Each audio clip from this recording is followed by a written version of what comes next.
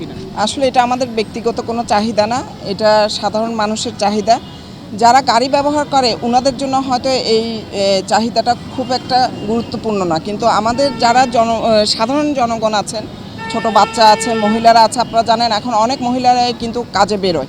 তো উনাদের জন্য এটা খুবই দরকারি এবং আমি মনে করি যে যে কথাটা উনারা বলেছিলেন যে উনারা এইখানে একটা ফুটওভার ব্রিজ দিবেন।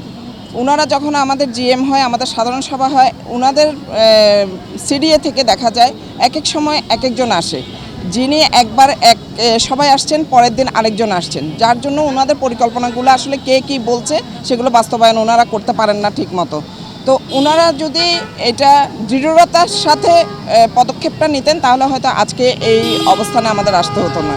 তা এখন যিনি আছেন সিডিএর যে চেয়ারম্যান আছেন ইউনুস ভাই, উনি বলেছেন যে উনি সিটি কর্পোরেশনের সাথে একসাথে যৌথভাবে কাজ করার জন্য আগ্রহী এবং আমরা আশাবাদ যে উনি আসলে হয়তো এটার জন্য আমরা একটা ভালো সংবাদ পাবো এবং আমাদের এই একটা ফুটওভার ব্রিজের আমাদের যে দাবি সেটা অবশ্যই আমাদের পূরণ হবে। ধন্যবাদ।